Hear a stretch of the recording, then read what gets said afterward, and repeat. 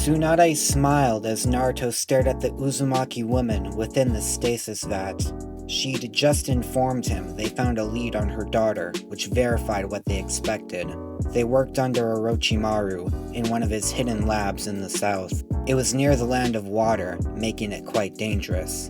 But of course, Naruto insisted that he go there immediately. Even if Tsunade declined, he was going to go anyway. So, she decided to give him a small team made up of Rock Lee, Tenten, and Utakata.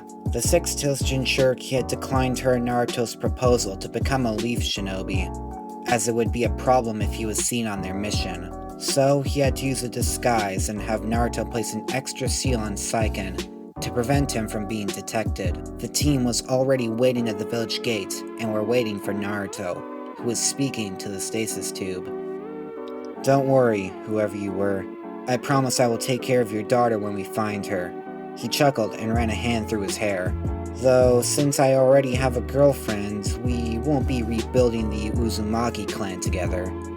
But I'm sure we'll find another Uzumaki eventually." He cleared his throat.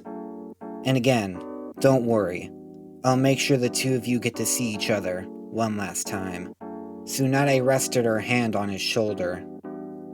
"Don't keep her or your team waiting." Naruto nodded. "Thanks for letting me do this." Tsunade huffed. "Just don't cause any problems. Yamato told me those mist Anbu you sent back to Yagra delivered their message. If you're not careful, Yagra might come after you." Naruto smirked. "I doubt that. My message went as planned. I know for a fact that Yagra won't do anything against me. Unless, of course, whoever was controlling him found out what I did." Tsunade sighed. "I'm just not going to ask what you did. Just get going." Naruto gave a mock salute, before flashing away with his complete Hiraishin marker. He finished upgrading it last night. The seal he now had only used one character, and cost the same amount of chakra as the simplest of transformation techniques, which was a speck of dust compared to how much chakra he had. He had overcome the issue with old Hiraishin markers not allowing him to teleport to them from a certain distance, like they had done during Gaara's rescue mission, though they still had a greater chakra cost. He appeared beside Utakata, who had already activated his disguise. He now wore a standard Anbu outfit with a slug mask in order to blend in. He doubted anyone who knew about Naruto's bounty and status would be surprised to see an Anbu at his side. "You guys ready?" Naruto asked. He received nods. "Then hold on." The group appeared at the entrance of a ravaged village that stood in the center of a small island. Naruto grinned. "Welcome to my clan's home, the village hidden in the whirlpools." His lips curled into a frown. Or should I say, what's left of it. "What happened here?" Tenten asked. "I know your clan went into hiding, but I didn't know it was because of this." "The other villages saw them as a threat due to their superior seal mastery. Thus, they attacked and left this mess," Naruto explained, motioning to the rubble. "Pervy Sage brought me here during our training trip one time. It's the closest spot I have to Orochimaru's hideout. It'll take an hour or so by foot to run across the water to our destination. Lee, are you up for your first extended water walk?" Lee nodded vigorously. He could already walk sideways or upside down and on water before he gained the power of chakra, but it took all his concentration to do so on water. Once they were all ready, they set out. The journey was made up of silence, with the occasional squeal from Lee. As the island became visible, Utakata began spreading out his senses. "This appears to be solely a prison. Are we going to do the same thing you did at Orochimaru's last hideout?" he asked the blonde. He nodded back. "I'll send my clones to do it. Can you determine if the Uzumaki is here? Not with this many people masking each other's chakra signatures.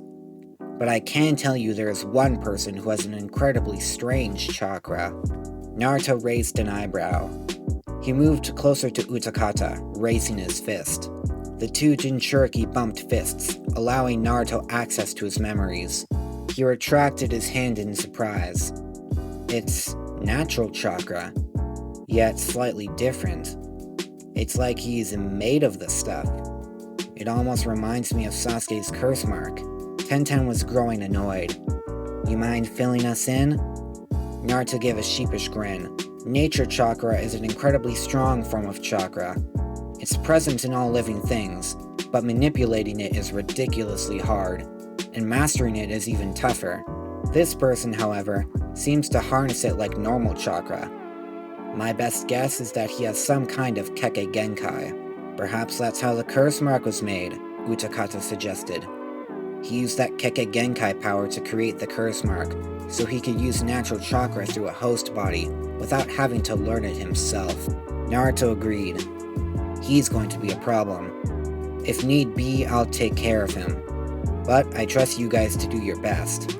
Everyone nodded as they came to the edge of the shore of the island. Naruto made Tenten come with him to help with any prisoners of the snake while he searched for his target. Utakata and Lee went down a different hallway with a handful of Naruto's clones with them. As they passed the prison cells, the clones stopped to take care of them, while the Jinchurikin Taijutsu master continued towards the mass of natural chakra. When they came to the large cell, Utakata took the lead, disabling his transformation. He tried to pick the lock, to no avail. "Allow me," Lee said, making Utakata step back. Lee slipped into his fighting stance, rearing his open palm back. He took in a long breath and closed his eyes. Utakata watched him with interest. He blinked once, and the next thing he knew, there was a giant crack down the center of the iron door.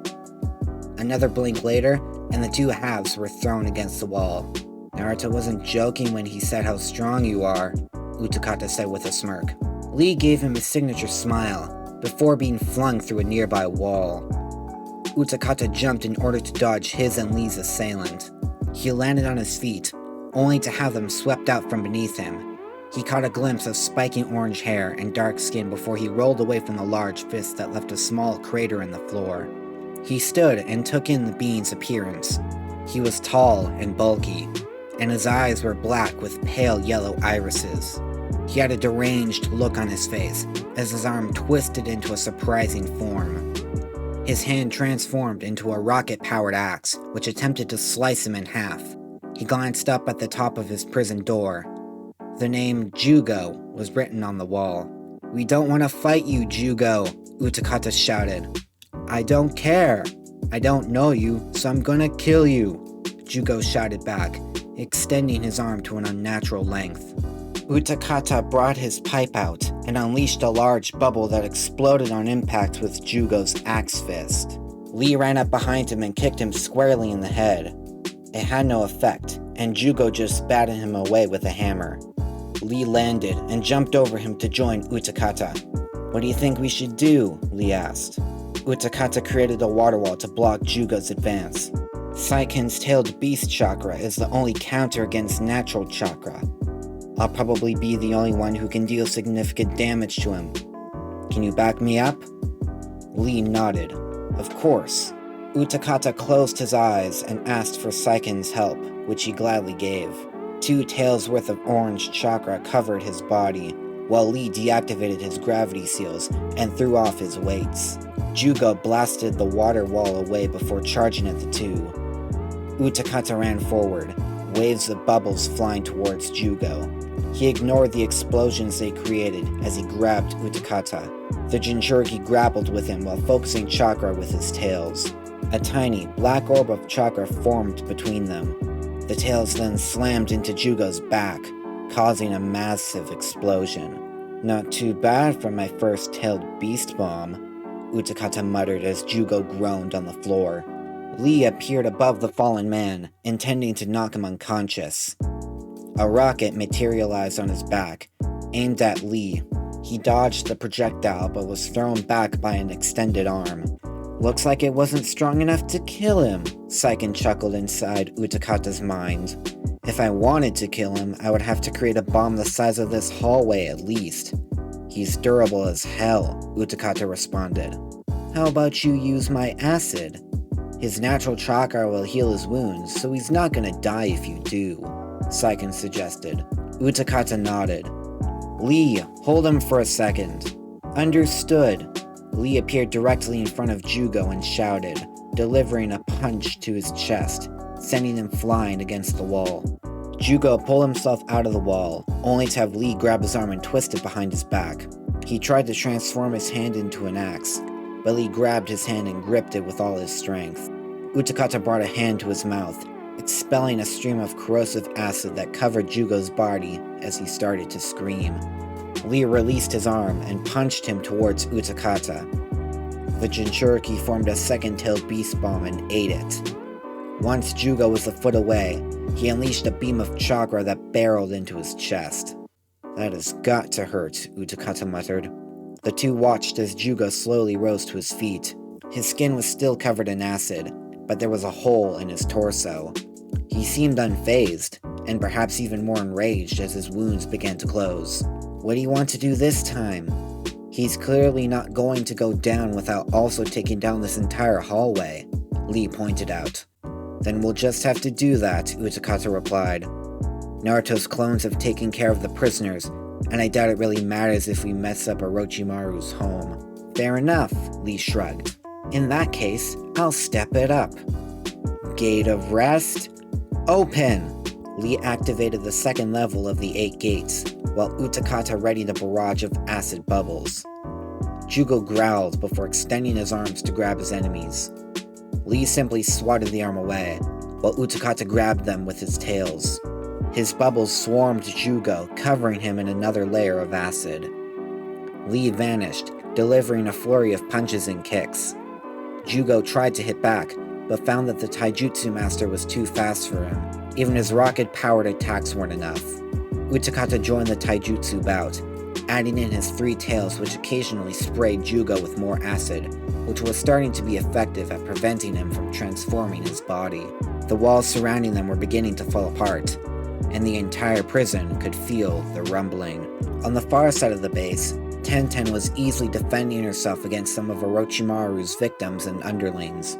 Most of them were highly inexperienced and lacked everything a shinobi needed. The only thing going for them were their bizarre abilities. One could manipulate a person's eyesight or hearing. Another could use chakra within other people to control them. There was even one who could use 4 out of the 5 chakra natures without hand signs. But Tenten easily took care of them with a good hit to the head or chest. You almost done there, Naruto? It's starting to get boring. Just a minute, Naruto muttered. I'm almost done reading this. A pile of papers were placed on a desk, which he assumed to belong to the caretaker of this hideout. It was almost a diary of sorts. From the way it was written as well as how bad the room looked, it seemed that whoever it belonged to didn't particularly enjoy their job. He could also tell it was a female, which increased the chances of this person being the Uzumaki he was after. He felt the first rumble as he sealed the papers away. He focused on his Orishin marker, determining that they were coming from Lee and Utakata. Whoever they were fighting was obviously tough. Let's keep moving, Naruto said as a man smashed a wooden chair over his head. Naruto simply swatted him like a fly before Tenten joined him.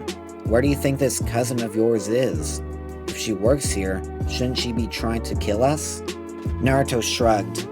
Her diary seemed to indicate that her skills as a shinobi are lacking. At most, she could be a low tuning level, if we don't count any Uzumaki powers she might have. That's enough to take care of the prisoners, but if you find out someone's storming a hideout created by a literal Sannin without worry, then I doubt she would want to try and fight. Even Orochimaru would understand that.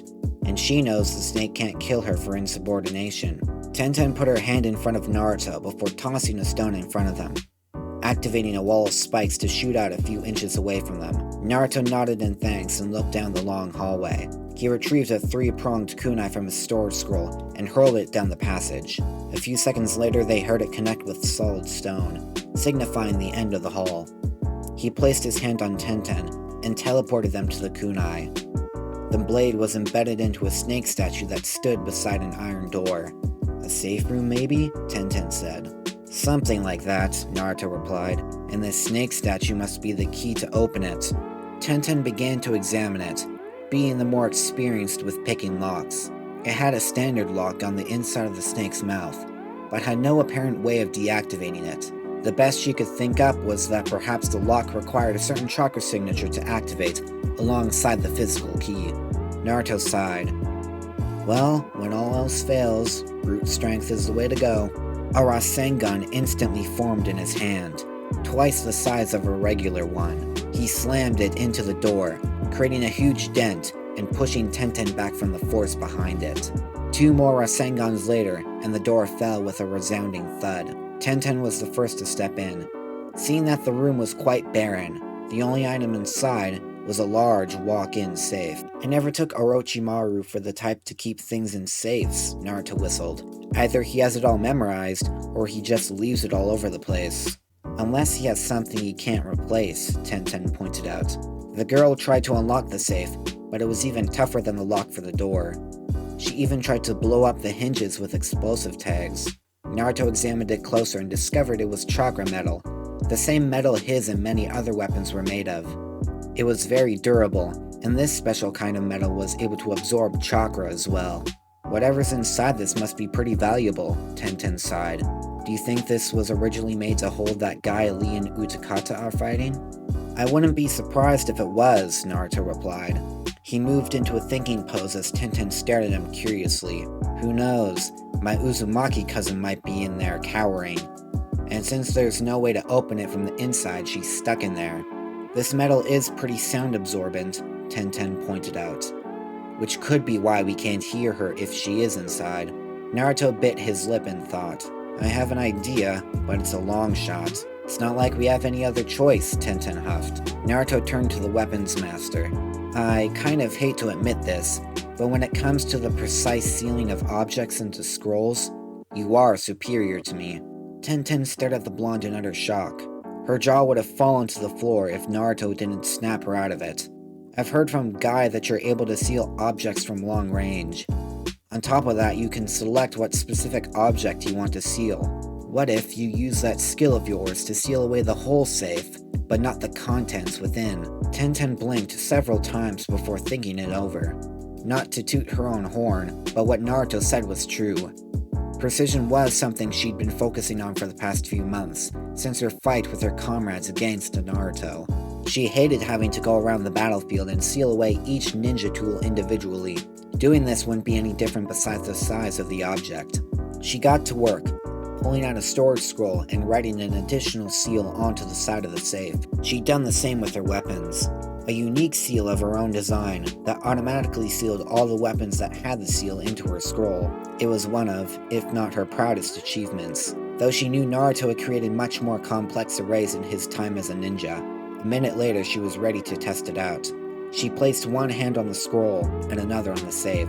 She gathered chakra into the scroll and focused on the safe, forcing it into the storage seal. A cloud of smoke filled the room as the safe disappeared. The faint sound of paper and metal hitting the ground was overpowered by a feminine shriek. Naruto pushed the smoke away to reveal a woman with vibrant red hair. Short and spiky on one side, long and straight on the other. She wore a lavender uniform that exposed a part of her stomach. Her legs were covered by black thigh-high stockings. Her crimson eyes stared at the two behind a pair of glasses. Naruto couldn't help but stare right back. Despite never seeing one of his clansmen, he knew immediately that she was an Uzumaki. If she didn't have that beautiful hair, he would still know. "Who are you?" the female asked, pulling a kunai in front of her. "What do you want with Lord Orochimaru's hideout?" "You," Naruto stated bluntly. "We came here to find you." He turned to Tenten. "I'll take it from here. Yugo joined Utakata and Lee." Tenten nodded and ran off to join her comrades. Naruto turned back to his cousin. "What's your name?" he asked, kneeling in front of her. "What's it to you?" "If you came for me, then get it over with," she replied, kunai still drawn. "You're an Uzumaki, correct?" Naruto asked. The girl was surprised, but nodded slowly. "If you really need to know, my name is Karin." "Karin Uzumaki," Naruto said in a soothing tone. "It fits you." He reached out his hand to Karin, who stared at him with a mix of emotions. "My name is Naruto Uzumaki, which means we are cousins. It's a pleasure to meet you." Karin's eyes clouded with doubt. No, you can't be an Uzumaki. My mother said all of them died out when our home was destroyed." Naruto retracted his hand. You and your mother lived in the hidden grass, right? They used her until she died, she spat out. And they did the same with me for a long time until Lord Orochimaru took me in. Would you believe me if I said my village retrieved your mother's body from one of Orochimaru's hideouts near the hidden grass? Naruto asked. Karin rose to her feet. No, that's impossible. I saw her get buried. And even if I didn't, what would Orochimaru want with a corpse? Naruto closed his eyes in disgust. From what we can tell, Orochimaru was harvesting her DNA, probably to implement them into himself. Karin kept her kunai firmly in front of her. Okay, even if I believe that, I still don't believe you're an Uzumaki. You look nothing like how my mother described our people. Naruto sighed. Are you aware that Uzumaki are the only people who can become the Jinchuriki of the Nine Tails? Karin gulped. Yes, I'm aware. Naruto reached down and pulled up his shirt, revealing the 8 trigram seal on his stomach. He allowed a small portion of orange chakra to appear around the seal. Karin stared in surprise. My father wasn't an Uzumaki, only my mother, so technically I'm half Uzumaki. Do you need more proof? Karin was silent. His chakra was calm, so she knew everything he'd said was true. And there was no sign of this being a genjutsu. She was still skeptical, however, but was willing to hear him out. What do you intend to do with me and the other prisoners? We've taken care of those who are unable to be saved. We'll hand the rest over to a rehabilitation center in the Leaf before letting them free. As for that nature chakra user my friends are fighting, we'll have to do something else about him. As for you, I'd like you to come to the Leaf too. You'll be welcome. It's probably the only place you'll be welcome, considering most of the other villages are the reason the hidden whirlpool is no more. Your friends are fighting Jugo? Karin shouted. Do you not know how dangerous he is? From the sounds of it, he's formidable, Naruto replied, feeling another tremor caused by the battle happening on the other side of the hideout. He is Orochimaru's strongest underling. Kimimaro was the only one who was able to control him besides Orochimaru. There's no way you can beat him. Don't worry, cousin, Naruto said with a smirk. One of my friends is a Jinchuriki like myself. The other is a taijutsu master. And the girl that was just with us is a weapons specialist. Karin simply stared at her supposed cousin. Either the blonde was really good at lying, or everything he was saying had to be the truth. She'd never questioned her ability to detect lies before, but now she didn't know what to think. Come on, Karin. You've got to stop overthinking this, Naruto said, startling her. One of the fox's powers allows me to sense negative emotions, and you are giving off a lot of doubt. Karin narrowed her eyes. So what? Would you believe me if I appeared out of the blue saying we were relatives? And since when was doubt a negative emotion? Naruto chuckled. Since now, because you just told me you had doubts. Karin frowned at the blonde. I'm willing to believe you're my cousin, but I can't believe you found my mother's body in one of Lord Orochimaru's hideouts. Lord Orochimaru took me in when I had nowhere else to go, and then he placed you in a dump of a prison to watch all of his failed experiments, Naruto retorted. Your diary even says you're not exactly happy with your life right now. Karin opened her mouth to speak, but paused. What Naruto said was true. She had no way to deny it. Her life was becoming repetitive. She hadn't left the hideout since she became the warden. Orochimaru only visited once to drop off Jugo a few weeks ago, and he barely even acknowledged her. Look, Karin, one way or another, you're coming back to the Leaf. I made a promise to your mother that the two of you would see each other again. After that, you can do whatever you want, Naruto said. Now come on, let's go. Where? Karin asked. To join my friends. It sounds like things are getting serious. The hideout shook violently for the third time. At this rate, Naruto expected at least half of the hideout would be little more than rubble. He was about to teleport himself and Karin when the wall behind them shattered to pieces. He and his cousin turned to see Lee laying amongst the rubble, clutching his head in pain. You alright, Lee? Naruto asked, helping the taijutsu master to his feet. Yes, I'll manage. This opponent is the strongest I've faced besides yourself. Apparently, Naruto said. How are Tenten and Utakata holding up? Utakata's the only one who can damage him. Tenten and myself aren't much more than annoyances to him. Unfortunately, without nature or tailed beast chakra, you're not going to be able to do much, Naruto grunted. Get yourself, Tenten, and my cousin out of here. I'll go help Utakata. Understood, Lee replied. Naruto nodded before running towards the battle through the multiple destroyed walls. Lee watched him disappear from view, before turning to the red-haired girl Naruto called his cousin. He didn't see any similarities, but there was something about her chakra that reminded him of the blonde. He jumped up and asked Karin to lead him and Tenten out of the hideout. The Uzumaki girl nodded hesitantly when she saw the destruction caused by Jugo, as well as the multiple wounds Lee had covering his body. Naruto hopped over a chunk of rock, his eyes fixing onto Jugo. He and Utakata were grappling, the Jinchuriki on the losing end. Strength wasn't his best aspect. Utakata unleashed a barrage of liquid bullets, slamming into Jugo's face. He took advantage of his opponent's blindness to coat his hand in acid, which he was immune to thanks to Saiken. He poured so much acid onto his palm that it began to create steam. Jugo shouted in pain, wrenching his hands free. He stumbled back to feel a Rasengan in his back, which blasted him back towards Utakata. Let's try this again, Utakata smirked, summoning another tailed beast bomb the size of a baseball. As Jugo stumbled towards him, he pushed the bomb up into his jaw, causing an explosion. The pain forced Jugo out of his transformation, causing his skin to adopt its regular pigmentation. Utakata blinked in surprise. He hadn't expected that to be enough to take him down. He was still warming up, nor had he pushed himself this far in a long time. To be honest, I'm a little disappointed, Utakata muttered. Sure you are, Naruto chuckled. If anyone needs to release some pent-up energy, it's me. Even my last fight with Orochimaru wasn't satisfying enough. You are too strong for your own good, Utakata smiled back. Jugo slowly rose to his feet, clutching his head. What just happened? You went berserk. Jugo's head shot up to stare at the two in front of him. Who are you? The name's Naruto Uzumaki. This here is Utakata, Naruto responded. Jugo shrunk away. What are you here for? What do you want? We came to find a relative of mine. You happen to be here as well, Naruto answered.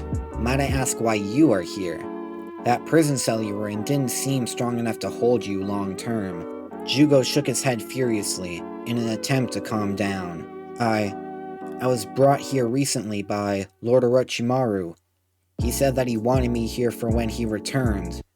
He said that he'd finally found a cure for my rage. You mean when you enter that natural chakra-powered state? Naruto asked. Yes. You know about my Kekkei Genkai? Naruto folded his arms. Not really. But I do know that your body somehow absorbs chakra from nature and transforms you into whatever you were a moment ago. Although I don't have that power genetically, I have gone through the training to harness natural chakra myself. I see, Jugo breathed out. Since when did you have that ability? Utakata asked in shock. Shortly before me and Pervy Sage returned from our training trip. It took me a month of on and off work to master it. Believe it or not, I mastered it before Jiraiya did. He only mastered it recently because he saw how easily it came to me. Naruto turned back to Jugo, although your use of it is different than my own. But either way, it's unstable, which is what causes you to become enraged like you did. I figured as much, Jugo said, running his hands through his hair. But no matter how hard I try, I can't control myself in that form. The only one who could was Kimimaro, the bone user from the Kaguya clan, Naruto nodded. I met him some time ago. Unfortunately, he was seriously ill, and he was an enemy. Two of my friends, one of which is the green-clad shinobi you were fighting earlier, had to kill him. Jugo's eyes narrowed, feeling his natural chakra kicking in. Before he could move, Naruto placed his hand on Jugo's face, tapping into his own memories. A few seconds passed and Jugo stumbled back against the stone wall, sliding down to sit. What did you do? The confused, ginger-haired man asked. I transferred all my knowledge about controlling natural chakra to you. It might be able to help you with your condition, since I doubt Orochimaru has any plans or means to help you like he said. Why would you say that? Jugo asked angrily. I came to Lord Orochimaru of my own free will so he could help me with this. Hate to break it to you, but he was just using you. Kimimaro had a curse mark, which also uses natural chakra awfully similar to yours, Naruto replied. My friend, Sasuke, also received one when Orochimaru realized that Kimimaro was going to die soon. That snake is hell-bent on getting his body. Regardless, Orochimaru has only used your cells to empower his next host with your mutated Kekkei Genkai. I even sealed off the curse mark from Kimimaro under the control of the reanimation jutsu. I have it in a scroll if you wish to examine it. Jugo stared at the Uzumaki with uncertainty. He always knew Orochimaru had an untrustworthy air to him, but he was willing to put those feelings aside since he wanted his rage issues to go away. Make your choice now, Jugo. You either come willingly, and I might be able to help you with controlling your rage. Or, we take you there by force, and let you go free once you're stable, Naruto said. Jugo stared at the blonde, not seeming to have much of a choice. He would prefer to remain free. Otherwise, he might go crazy again. Alright, I'll go with you, Jugo replied. But, I request that you keep me away from as many people as possible. I get nervous in large crowds. Naruto grinned. Understood. Let's get going then. Naruto turned to walk out of the hideout with a spring in his step. Utakata raised an eyebrow at his strange behavior. Jugo simply followed the two Jinchuriki. He didn't know why, but Naruto seemed to be trustworthy. Perhaps it was because of those memories about natural chakra he shared.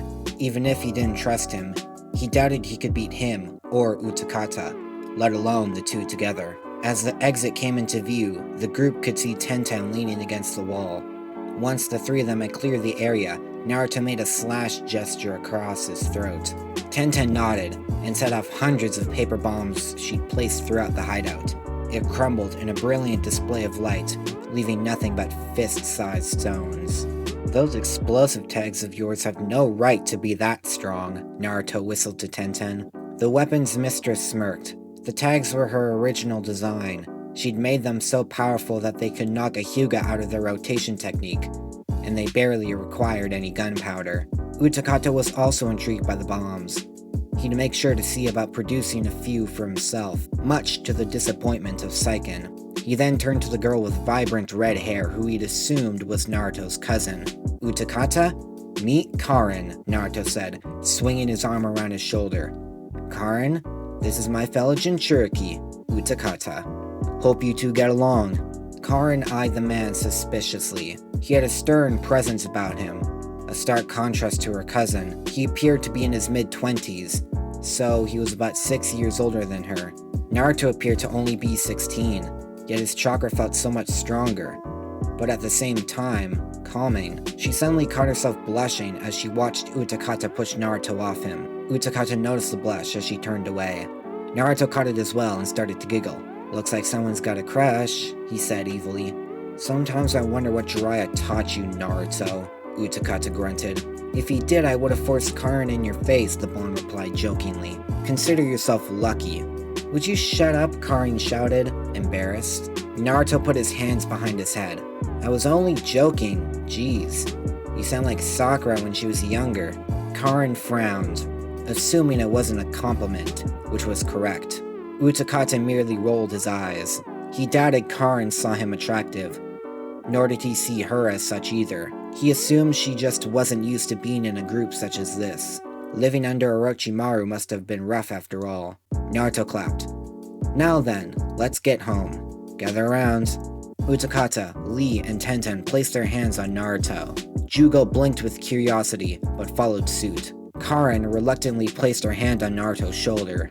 She and the others felt themselves jolt, appearing outside the hidden leaf.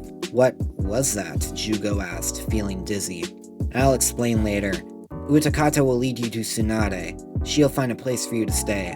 So, where are you going? Utakata asked the blonde, folding his arms. Naruto scratched his head. Karin still doesn't trust that I'm an actual cousin of hers. I was thinking of going back to the hidden whirlpool village for a bit. I'm sure if you tell Tsunade where I am, she won't complain. Fine, Utakata groaned. Come on, guys. Let's leave the Uzumaki to themselves. "Oh, and tell Hinata we'll be having a guest tonight for me," Naruto shouted as the group walked towards the Hokage tower. Utakata waved back as Naruto grabbed Karin's shoulder and teleported away. She kept herself from throwing up as her body jolted violently again. She looked up to see the wreckage of a large village. She could make out various broken stone structures, depicting a swirl pattern identical to the one on Naruto's shoulder. She remembered an old memory back when her mother spoke about their clan. She told her about the red swirls the clans used as their symbol. This must be their home village. "Welcome to the home of our ancestors, Karin, the hidden whirlpool. I don't know why, but this place feels more and more like home every time I visit." His face beamed. "But the hidden leaf will always be better. After all, this place is nothing but rubble now." Karin stood in amazement at the size of the village. This is amazing. How did you find this? I've used every piece of information that Orochimaru had on my clan and the village never came up. That's because Orochimaru isn't able to get onto the island. Only those with Uzumaki blood can enter the place safely. The security was put in place by the last survivor of the attack against the Uzumaki before he died. My teacher and godfather, Jiraiya, brought me here because he knew I could gain access to it. As far as I know, I'm the only one who can be within the protective barrier, as well as anyone who arrives with me with the flying Raijin. Karin looked at the blonde, confused. Flying Raijin? Naruto nodded and took Karin's hand, turning her palm upwards. He pressed his own hand against hers, pulling back to reveal a Hiraishin marker. Karin looked at it curiously. Despite being an Uzumaki, she had no experience with seals, but she did know that the larger the seal, the more complex the technique. She also knew those seals could be shrunken down, which is what she assumed Naruto had done, which meant that he truly was a seal master. That marker will disappear in a few hours, and since it can't be removed, I can flash to your side at any time, no matter the place. And you can call me to it by spiking your chakra, he explained, ruffling her bright red hair. Karin pushed his hand away. Would you stop that? I'm older than you, you know. You are? Naruto asked in surprise. I'm turning 18 this year, she responded dejectedly. Man, I didn't realize. Naruto chuckled, embarrassed. I guess you just don't look that old. I've been told I appear older than my age, but I guess that comes from how strong I am. I don't mean to brag, but I've heard the Hokage say I'm more powerful than herself. Karin puffed and folded her arms. Sounds like bragging to me. Naruto smiled and started towards the village gate a few meters away. Let's get your chakra and blood signature added to the barrier. That way, you can come here whenever you wish. Karin watched him walk ahead, before running up to join him. At the base of the gate, Naruto bit his thumb, and let his blood fall onto the ground, a seal appearing around it. The two looked up to see a faint dome appear around the destroyed village. Naruto proceeded to weave hand signs, then place his hand against the barrier. Naruto Uzumaki, what is your business here? Karin jumped in surprise when an elderly man appeared within the barrier. Who are you? The man folded his arms. I am Ashina Uzumaki. I was the leader of the Uzumaki clan and the Hidden Whirlpool, since the days when the hidden villages were infants. I was there the day Hashirama Senju and Madara Uchiha declared war. I was there the day when Madara broke that peace, and I was there the day this village fell to its knees. Karin felt the sadness in his last two statements. He had to be one of the oldest shinobi alive. How are you here? When this village fell, I created the barrier I stand in. I imprinted my consciousness onto the barrier, so that I may allow those of my people to gain access to their home. He faced Naruto. This is your second visit today. What is your reason for being here? Naruto walked into the barrier with ease, smiling. This was the closest place to where our mission was taking us. Now I'm back. And I have a relative of mine with me. Ashina faced Karin. This is her, I presume. Karin nodded, trying to walk through the barrier, only to be forced back. You cannot enter until I have verified that you are an Uzumaki, Ashina stated. If you wish to prove yourself, then offer your blood and chakra. If you are not an Uzumaki, you will be destroyed. You have been warned. Karin began to sweat. She knew her heritage, but she was still nervous. Naruto gave a reassuring nod. Don't worry, since you're with me, Ashina won't kill you. Right, Ashina? Naruto turned to the man. Right? The elder glanced at the blonde. Very well. Karin sighed in relief. So, what do I do? Naruto stepped back outside the barrier, handing his cousin a kunai. I'll walk you through it. Karin accepted the kunai. Following Naruto's instructions, she sliced her hand open, letting blood pour onto the seal at her feet. After bandaging the wound, she placed her hand on the barrier, letting her chakra flow into it. The barrier's color shifted to red until she removed her hand. Ashina closed his eyes. Both your blood and chakra prove your identity. I welcome you, Karin Uzumaki, the first known, pure-blooded member of this age. Welcome to the Hidden Whirlpool Village. Karin bowed in thanks, hesitantly stepping inside the barrier. My work here is done.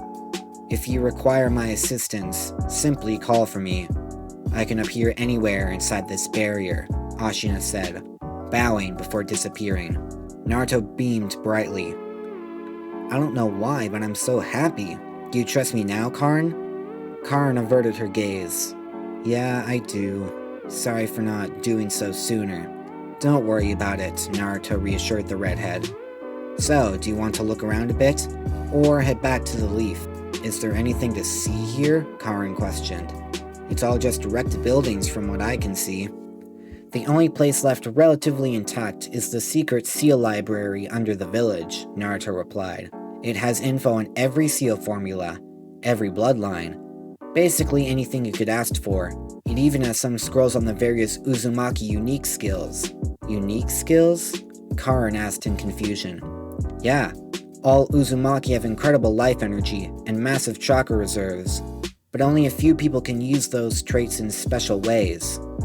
Naruto beckoned his cousin to follow. For example, my mother was able to be the Nine-Tails Jinchuriki, which requires even stronger chakra and willpower than normal. I can use my Uzumaki chakra for sensory purposes, which is why I can sense my Hiraishin markers, as well as other chakra signatures. Though I will admit, Utakata's sensory abilities are vastly superior. And of course, my girlfriend is a Hyuga, so she has that covered. You have a girlfriend? Karin asked. Oh, right. You mentioned someone named Hinata to Utakata. That's her. You'll have the chance to meet her when we get back, Naruto replied. He ducked under a fallen wood beam, coming to a stone wall. He weaved a set of hand signs and placed his palm on the stone, the outline of a door appearing to the right. Karin stepped inside first, walking down a spiral staircase. At the bottom, she felt like she would faint at the sight of the library. This place puts Orochimaru's vast knowledge to shame, the girl breathed out in amazement. As far as the eye could see were shelves covered in scrolls and books of varying sizes. A massive table ran through the center, also covered with large scrolls filled with sealing formulas. Sealing ink and other tools were scattered around, indicating that the last visitors had to leave in a rush. This is amazing, Karin whispered. Naruto folded his arms. Years ago, it was even more impressive. Back then, the entire library was run by the most complex sealing array imaginable. Just tell it what you wanted, and it could direct you to a document's exact location, could read you the entire document, and even list multiple applications for it. Besides the Reaper Death Seal and the 8 Trigram Seal, it was the greatest achievements of our clan. Blonde finished with a proud smile. Needless to say, it was damaged during the village massacre, and I certainly don't know how to fix it.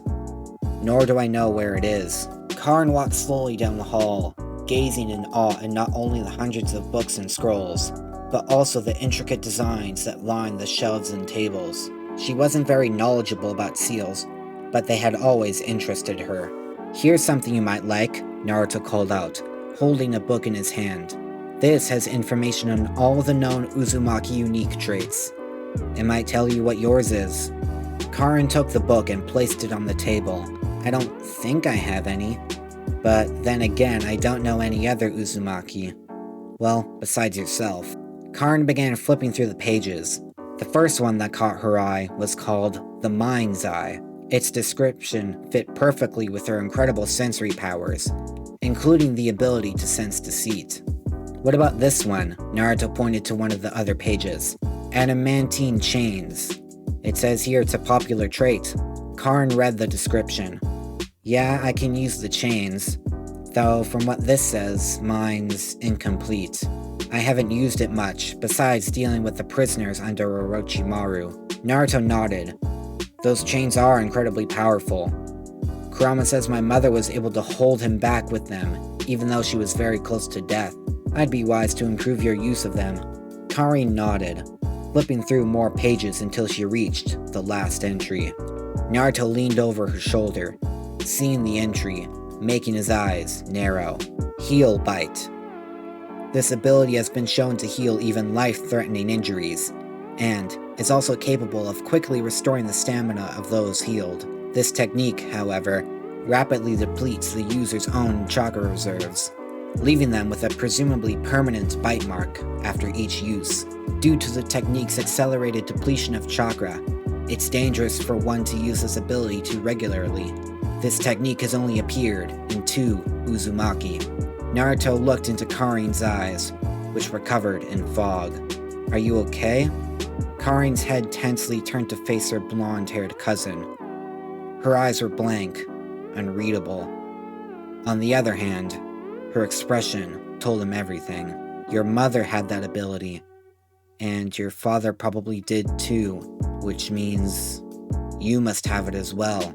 Karin felt tears in her eyes. She was about to pull off her glasses, but Naruto beat her to it. He gently wiped away the tears with his sleeve, placing her glasses back on. He smiled gently. Sorry if reading that hurt you. If I'd known, I wouldn't have shown you it. Karin shook her head. No, it's fine. We'd both have found out sooner or later. If you do have my mother's body, you've seen her bite marks. Naruto nodded. Now we know why she had those. But I think we should keep this power of yours a secret for the time being. Your mother was obviously used, and I have no intention of letting that happen to you. Thank you, Karin stuttered. I would appreciate that. But eventually, people are going to find out. Probably, Naruto sighed.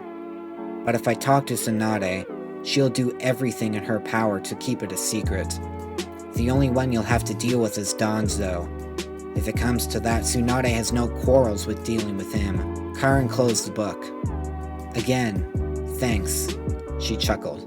I have to get used to having a proper family again. I might not have known my father, and my mother had a hard time taking care of me, but I couldn't have asked for anything better. Naruto rested his arm around her shoulder. I hope me, Hinata, and my friends can fill that role. Karin let her head sag against her cousin's shoulder. She almost forgot Naruto was younger than her, which made her pull back, blushing.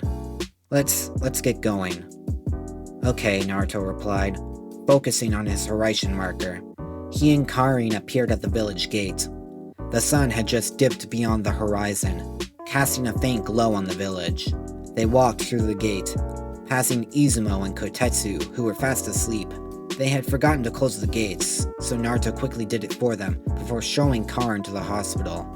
What are we here for? The girl asked. To see your mother. Karin covered her gasp with her hands. Right now? Unless you want to do it some other time, Naruto replied. Karin shook her head. No, I want to see her now. Naruto opened the door and showed her to one of the restricted rooms on the lower levels, used for experimental research. As they walked down the hall, he saw that the door was slightly ajar. He picked up the pace, opening the door to see Shizune on the floor, unconscious. He ran up to her, checking her pulse. She was still alive, but he couldn't wake her. Karin looked around, expecting to see a medical bed or stasis tube with her mother inside. Looks like your mother was taken away. Her Horizon marker is in a new location. Once Shizune is stable, we'll get her, Naruto said. Karin nodded and knelt to check the woman's body. She's been injected with some sort of toxin. Naruto raised his eyebrow. How can you tell? Karin started rolling up her sleeve. I've learned a fair bit of medical knowledge. My heal bite requires me to know the basics of what I'm healing. I don't know what kind, but it should be able to heal her. Naruto grabbed her arm. You don't need to do that. I can teleport Hinata here to heal her. Karin stopped rolling up her sleeve, but Naruto could see that her entire arm was covered with teeth marks. His eyes softened as he pushed her sleeve back down. He raised his arm to his side, making Hinata appear beside the two of them. She was in her casual attire, but when she saw Shizune on the floor, she immediately jumped to action. Sorry to drag you here, Naruto apologized.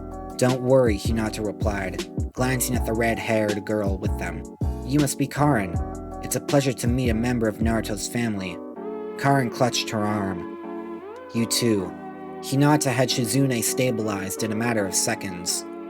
Naruto stood up and began searching for his Orishin marker. I found your mother's stasis tube. Looks like Danzo has it. Knowing him, he's planning to use her DNA to improve his shinobi, just like Orochimaru planned to. Either that, or he's just taking her as a bargaining chip. He turned to his girlfriend. I'll send a clone to Tsunade and inform her. Me and Karin are going to go after him, and I'm not going to let him off the hook this time. Hinata stared at him sternly. You're going to kill him? If he fights back. I'll capture and imprison him if possible. But tonight is the night his organization goes up in flames. Just be careful. Whatever you do, don't let him use his eyes, Hinata stated. If he does, no one will be able to help you. Naruto smiled back. I'll be safe. Both me and Karin. Naruto's clone popped into existence and flashed away. The blonde turned to Karin. You coming? Karin's eyes hardened with resolve. Gladly. Whoever this guy is, he's going to regret taking my mother to satisfy his own ambitions. I'll let you get the first piece of him, Naruto smirked, before he and Karin flashed away. The Uzumaki duo appeared in the center of a large room, filled to the brim with shinobi, each wearing an Anbu mask. They all immediately brandished their weapons, going in for the attack. Hold your ground, an old voice shouted. Naruto and Karin turned to see Danzo, standing on the far side of the room. I was expecting you to show up, Nine-Tails Jinchuriki. Though, I didn't expect you to come with another of your kind, Danzo said, resting his hand against the stasis tube. I assume she is this one's offspring. Karin began to step forward, but Naruto stopped her. Don't jump in recklessly. Let me handle this, for now. Make it quick, Karin seethed.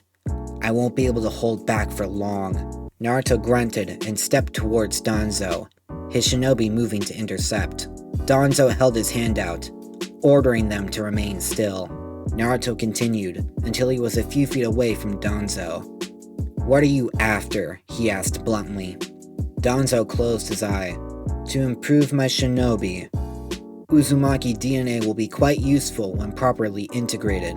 That much is obvious, Naruto responded dryly. I meant beyond that. What's your objective with the Foundation? To make the Hidden Leaf Village invincible, through any means necessary. Until that goal has been reached, I will not rest. You're a monster, you know that? Naruto snarled. I prefer the word realistic. The way you and so many others believe is the way to fix everything is incorrect and unobtainable. Peace never solved anything. It simply let the conflict start anew with greater fury. The only option is fear and control. Naruto clenched his fist. I don't believe that. What you're talking about won't solve anything. Fear is what breeds hatred, and hatred brings war. I know better than anyone that a perfect, peaceful world is impossible. If it was, my parents would still be alive. If it was, the Uzumaki clan would be alive. If it was, you wouldn't have ordered the Uchiha clan's extinction. But if it takes me my entire life, I swear, I'm going to make sure the world is a better place. If not for my sake, then for the future. A future where shinobi can understand each other, without the need for violence. Danzo tilted his head. Aren't you being hypocritical, Nine-Tails Jinchuriki? You've dedicated your entire life to becoming a shinobi, and yet you desire a world where you are no longer needed? Maybe I am hypocritical, Naruto admitted. But that still doesn't change my goal. At this moment, there are only a few things I see that stand in the way of peace. You, Orochimaru, and the Akatsuki. Once that is all dealt with, the only thing left to do is help the hidden villages come to an understanding with each other. Danzo narrowed his eye. Do you honestly believe you can make the villages understand one another with the snap of your fingers? Don't make me laugh. You yourself have plenty of reasons to hate the other villages. The Hidden Cloud once tried to kidnap your precious Hinata. The mist is being controlled by a mad Jinchuriki who has killed hundreds of innocents. The Hidden Stone wants you dead more than anyone due to what your father, Minato, did to them during the last war. And most of them have mistreated your fellow Jinchuriki. I don't care about that, Naruto shouted, chakra exploding out of him. This village was hell for most of my childhood. I could just as easily hate everyone here, but I don't. I know how to forgive people. If I didn't, my wish for peace would never come to fruition. Danzo lowered his head. It would seem I cannot change your mind. No matter. I will simply take control of you after I've chained up your cousin. Danzo slammed his cane on the ground, his shinobi springing into action. Karin moved to defend herself, but was instantly overwhelmed by the onslaught of shinobi. Karin, use your chains! I can't use them on command, you idiot! Karin shouted back, trying to break free of her captor's grip. Naruto flashed to her side, a large Rasengan appearing in his palm. He was about to plant it into the ground when an ink dragon shot towards him. He aimed the Rasengan into the incoming projectile, destroying it with ease. His eyes landed on the one who attacked him. He wore a mask, but he knew it was Sai. You're going to defy me too, Sai? Naruto asked. Sai didn't answer. He unleashed a wave of ink beasts. Naruto simply released a fireball, destroying them with ease.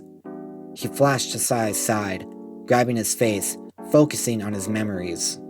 Sai's mind was rather empty, except for the handful of happy thoughts from before he became a full Foundation member. Everything else was meaningless to him.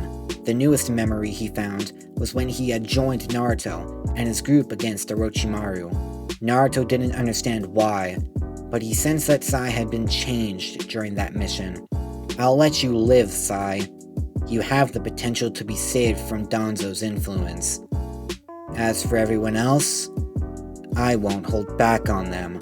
He punched Sai in the gut, knocking him unconscious. He flashed back to Karin, stabbing each of her captors in the heart in a matter of seconds. Karin broke free from their grip, pulling out a pair of shuriken. She threw each of them, but they were ineffective. Naruto landed beside her. I'm going to try to force out your chains, okay? Naruto whispered. Okay, Karin responded, feeling his hand on her back. She could feel his strong, warm chakra seep into her body, her chakra system expanding. It was painful for a moment, but once it was gone, she turned her head. Chains hovered at her side, protruding from her back. She remembered this feeling from when she last used her chains. She felt powerful. More Foundation shinobi charged at her, as Naruto took out the ones behind her with a swift chop to the neck. An enemy ninja jumped, bringing his sword down at Karin. She swung her arm forward, extending one of her chains into his chest, killing him instantly. Her eyes landed on the annoyed Danzo, anger flaring up again. With a battle cry, she charged towards him, throwing the enemies in front of her to the side with powerful chains.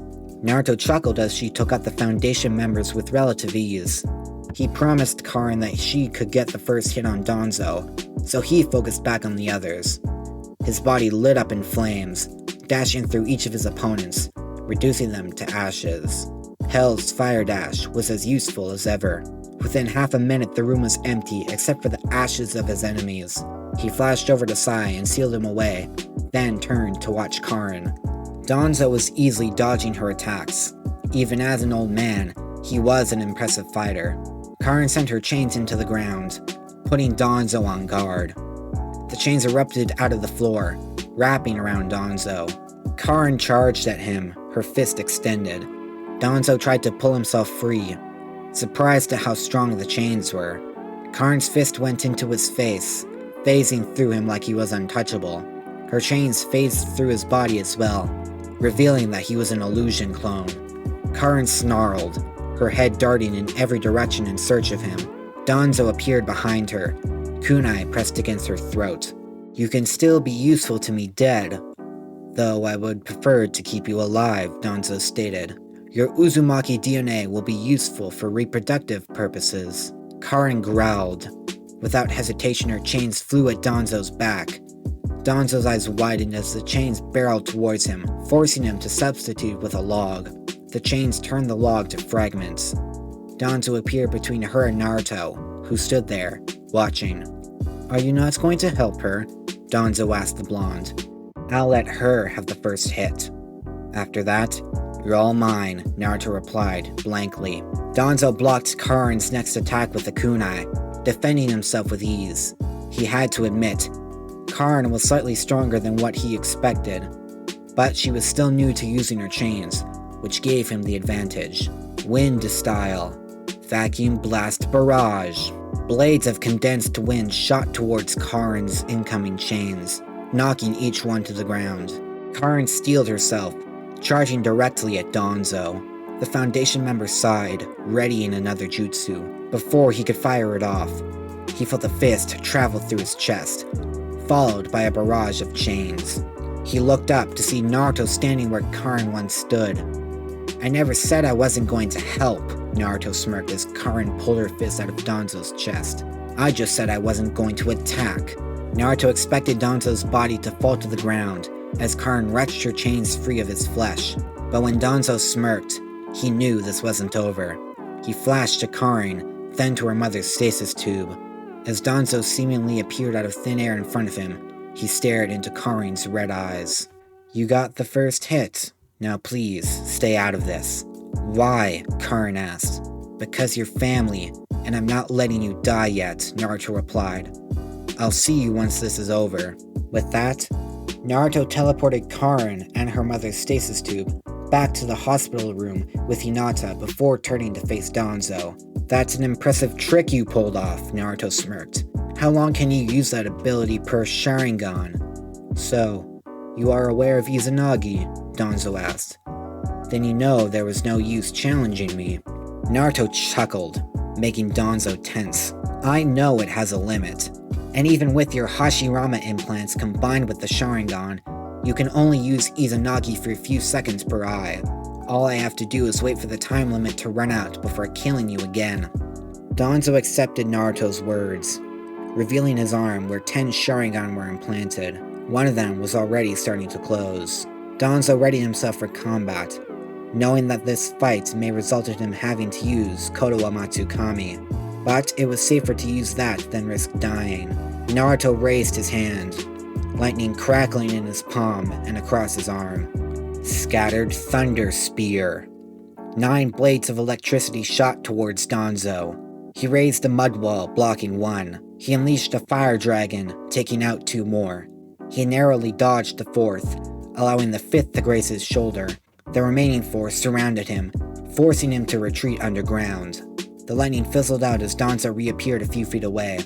Naruto was upon him instantly, his special Uzumaki sword in hand. He brought the blade down, burying it into his shoulder.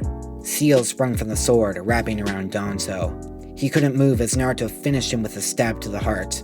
Danzo's body faded away, reappearing behind Naruto. The blonde spun on one leg, cutting Danzo in half at the waist. Once again, Danzo reappeared a few feet away. He weaved a set of hand signs, filling the whole room with white-hot fire. Naruto held his arm out ahead of him. A Rasengan materialized in his palm. He focused on the spinning orb, channeling Wind Chakra into it. Danzo watched the flames engulf the Uzumaki. His presence hadn't moved, so he must have protected himself, Danzo thought. The flames started swirling, a peculiar sound filling his ears. The flames were being absorbed into the new jutsu Naruto held in his hand. The fire was now surrounding the technique, spinning alongside his 4 blades, which resembled a Fuma Shuriken. "Consider yourself lucky, Danzo," You'll get to be the first to witness my strongest, original jutsu. Wind style. Rasen Shuriken! Naruto threw the fire-powered Rasen Shuriken at Danzo. Danzo was unable to avoid its speed. It cut through him easily, sending waves of pain into his body before he reappeared. But when he did, he found that the Rasen Shuriken had grown in size dramatically, taking up the entire area he could rematerialize in using the Izanagi. He was obliterated once again, coming back to life a second before the Rasen Shuriken exploded in a display of energy. Naruto watched with pride at his new creation. On its own, it was powerful. He almost destroyed his own chakra network the first time he used it. But, by using a bit of Kurama's chakra, he gained the ability to throw it. Danzo mentally cursed. He just used 3 more eyes. Now he was down to 6, and he had yet to deal any damage to Naruto. What annoyed him even more was that he hadn't called upon the Nine Tails at all. He waved another series of hand signs, waves of air bullets flying towards the Uzumaki. Naruto breathed the wind chakra onto his sword, easily cutting down the projectiles. He thrusted his blade forward, sending a blast of wind at Danzo. As Danzo dodged, Naruto flashed behind him, his second sword drawn. Danzo's head flew cleanly off as Naruto teleported back to his first sword. Danzo's 5th Sharingan closed, half of them remaining. He made a beeline for Naruto, pulling his shirt open, black seals appearing across his chest. The chakra buildup in them meant he was planning to explode, taking this entire room along with it. Naruto stabbed his blades into the ground and flashed through hand signs, slamming his hands onto the ground. As soon as Danzo stepped foot into the sealing array, the seal removal jutsu ripped the explosive seal off Danzo's body. Naruto then altered the seal by channeling more chakra into it. It then transformed into a prison, locking Danzo in place. Naruto didn't waste time cutting Danzo vertically in half. Danzo appeared back inside the prison, allowing Naruto to kill him again. "You're down to 4 eyes left," Naruto taunted. "You must be getting desperate if you were willing to kill yourself once to take me out." Danzo cursed as he materialized outside the prison seal. "I know when I am bested, but that doesn't mean I'm going to let you kill me. At this very moment, my remaining shinobi have orders to eliminate or capture all of your friends. If you want to keep them safe, you will not kill me." "Nice try, Danzo," a new voice called out from the entrance. The two turned to see Sasuke leaning against the door. He tossed a scroll onto the ground, a small mound of bodies funneling out of the storage scroll. Sasuke gave the man a smirk. "You honestly didn't think we couldn't take care of your little army?" Naruto grinned. "I assume that means everyone is uninjured?" Sasuke nodded. "Shikamaru came to me with his team carrying a bunch of them. Kiba took care of a few himself. Shino, Sakura, and I were together, so we didn't have any problems. Team Guy has no worries. Hinata and your cousin, Karin, are just fine too." Naruto nodded in thanks. "What do you think of her?" "Your cousin?" Sasuke asked, receiving a nod. "I only saw her for a minute when she and Hinata brought their assailants to me. She seemed nice. Since I knew the location of this Foundation hideout, they let me come alone." Danzo cursed. Were his underlings really that weak, or were their targets just that strong? He had to get away. There was no reason to get killed or locked up. Perhaps he and Orochimaru could strike a deal like they had done in the past. His thoughts were interrupted when Naruto flashed behind him, swiftly cutting his hands off. He pushed Danzo to the ground, paralyzing his legs. "Isn't he going to die from loss of blood?" Sasuke asked as he approached Danzo. Naruto waved him off. "I cauterized the wound with a burst of fire chakra. Now you can take his Sharingan away." Sasuke knelt in front of the Foundation's leader.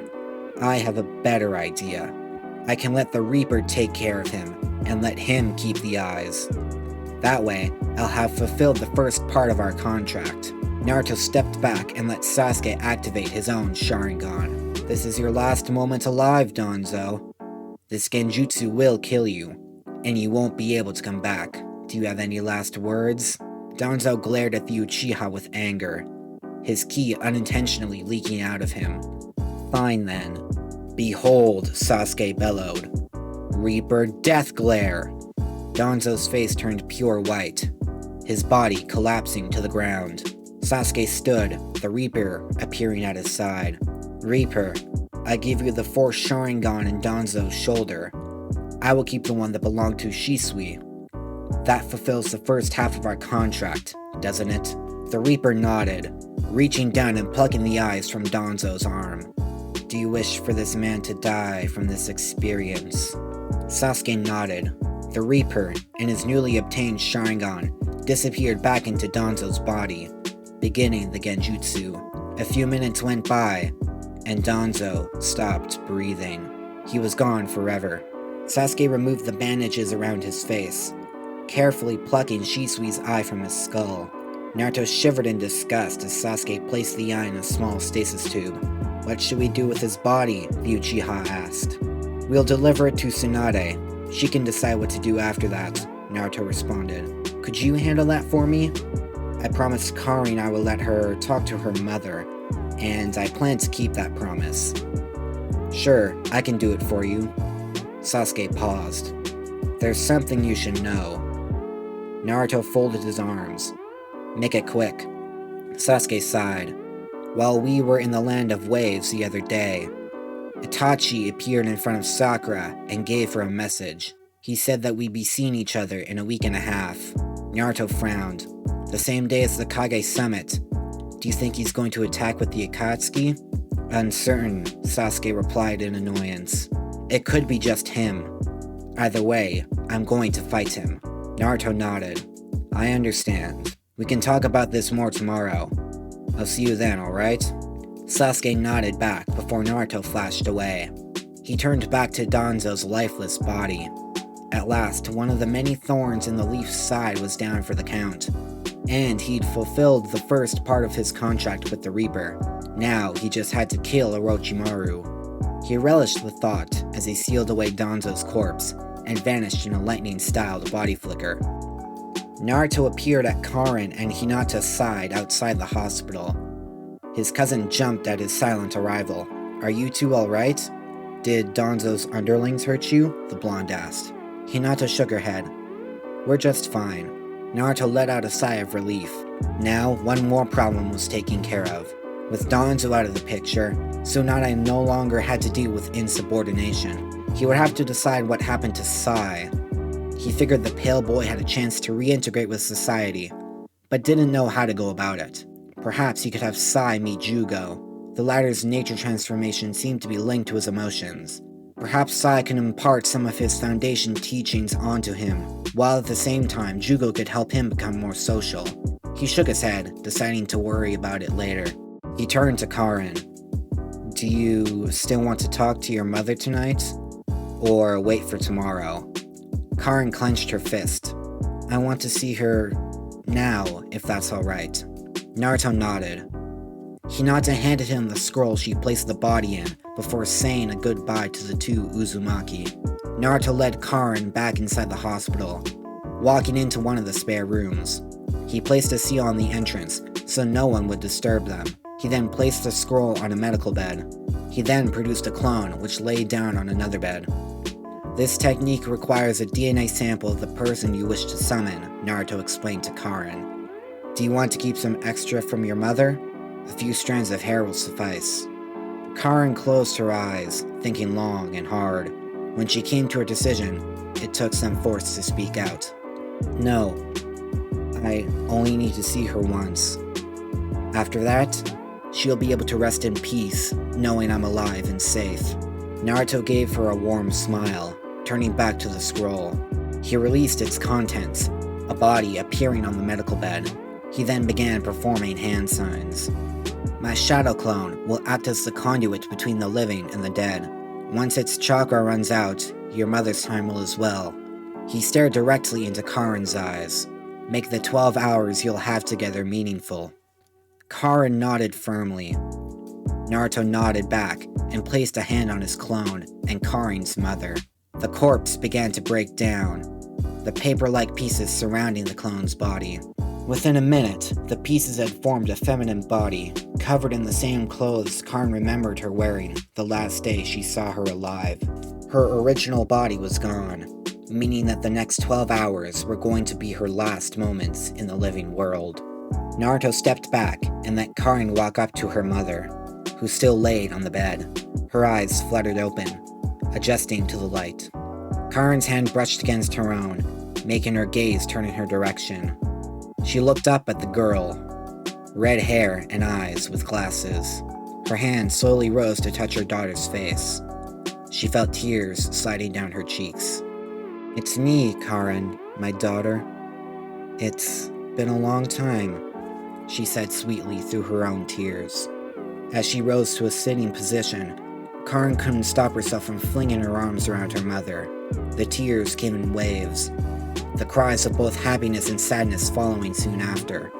Her mother gently pulled her in. Her eyes landed on Naruto, who had a tear of his own forming in his eye. She gave him a silent thank you. The blonde nodded back, realizing that she must know who he was. He shrugged, figuring that he'd find out when his clone's memories returned to him, since she and his clone were fused for now. "If you need anything," he whispered to the two, "just call me using my Horaitian seal." With that, Naruto disappeared, leaving the mother and daughter to spend their last hours together in peace. He reappeared in his and Hinata's apartment, collapsing onto the bed, pulling off his shinobi headband. Hinata poked her head inside the bedroom, seeing her boyfriend sprawled across the bed. She walked over and sat down next to him, trying to look into his eyes, which were blocked by his spiky hair. "Are you alright?" she asked. Naruto let out a long sigh. "I'm fine. I just need to get my head back on straight." Hinata tilted her head. "You're angry, or mad, or both, because you won't be able to talk to your parents like Karin." "How do you know?" Naruto asked blankly. "I love you. I know when something is bothering you." Naruto huffed softly. "I guess you do. If I wanted, I could go to their graves and get a DNA sample from there, then use the reanimation jutsu. It's that I don't want to see them." Hinata lay down next to him in surprise. "Why not?" "A few reasons. The biggest reason is because I don't know how I would respond to seeing them. I'm not happy they made the first few years of my life hell, but at the same time I'm happy they sealed Kurama inside me. Otherwise, I wouldn't be in the place I am now." Hinata smiled. "I understand. If you don't want to see them, then don't. You'll have plenty of time to catch up when we pass away." Naruto chuckled. "You make it sound like we're going to die tomorrow." "Anything's possible," Hinata shrugged. Naruto smirked. "True. In that case..." He rolled on top of Hinata, their faces inches apart. "We might as well use our time wisely." Hinata smirked back. "Looks like you're the one doing the seduction now. I learned from the best." Hinata giggled. "Who, Jiraiya?" Naruto scoffed. "That man knows nothing about women, no matter how much his book may say otherwise. I meant you." Hinata smiled. "I certainly hope so, because if you did learn from the pervy sage, I would have slapped you." Naruto smirked again, leaning down to give his girlfriend a passionate kiss. All his other thoughts were tucked away for tomorrow. Tonight, he was going to let himself get swept away, but not too far away. He and Hinata were still only 16 after all. Morning of next day. Karin and her mother sat atop the Hokage monument to watch the sunrise. They'd stayed up all night, sharing story after story. Karin told her about her years of work under Orochimaru, and her eventual rescue by Naruto. She told her about her life in the Hidden Whirlpool, the invasion, how she and her husband got separated. Karin's eyes were tired, but she refused to let sleep take her. They only had a few minutes left. "It's beautiful," her mother breathed out. "I never visited the Hidden Leaf, but friends of mine who did told me this view of the sunrise was breathtaking. I now understand why." Karin wipes more tears from her red cheeks. "So do I. And it seems I might be staying here in the village for a while." Naruto seemed adamant about me staying permanently. Tell me about Naruto. Have the two of you been getting along? Her mother asked. Karin averted her gaze. I've only known him for less than a day, but he seems pretty nice. His girlfriend Hinata does as well. Her mother grinned. I hope you'll find someone who's able to make you happy like the way those two are. But you'll find that love is rather complicated. It took several years for your father and me to get married. Karin giggled. I can only imagine. I wonder if he's still out there somewhere. Her mother's smile never wavered as Karin turned to look directly into her pale gray eyes. Her time was almost up. Their time was almost up. She'd be alone again. And despite living without her mother for so many years, she didn't know what she would do after this. Both of their eyes widened when Karin's mother started to glow. The pieces that made her up began to peel away from each other, first a few, then in waves. Karin realized this was it and pulled her mother close. It's okay, my daughter, her mother whispered, tears forming. I'll always be with you, watching you. And when we meet again, we'll have all the time we want. No! I want that time to be now! Karin trailed off, sobbing as she felt her fingers grasp at nothing. Holes were appearing rampantly in her reanimated body. She was leaving the land of the living.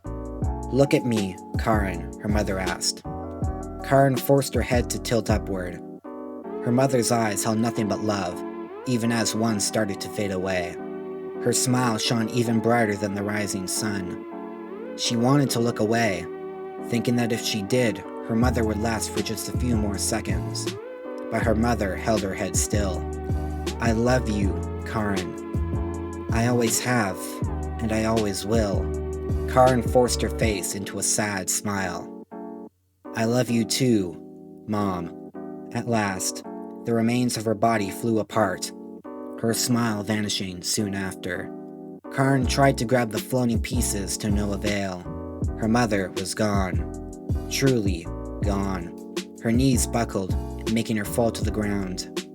Her face was as red as her hair from the flowing tears. She swore she could still feel her mother's presence, as if it was lingering at her side. Her head flew up when a hand touched her shoulder. Naruto knelt beside her, a neutral smile staring at her, even when his eyes were filled with sadness for his cousin. Karin closed her eyes, allowing herself to fade into slumber. Naruto caught her limp body in his arms. Your mother will always be watching you, Karin. She's been watching you all this time. She knew I would find her, and that I would reunite the two of you. She refused to enter the pure world until after this meeting. That's how much she loved you.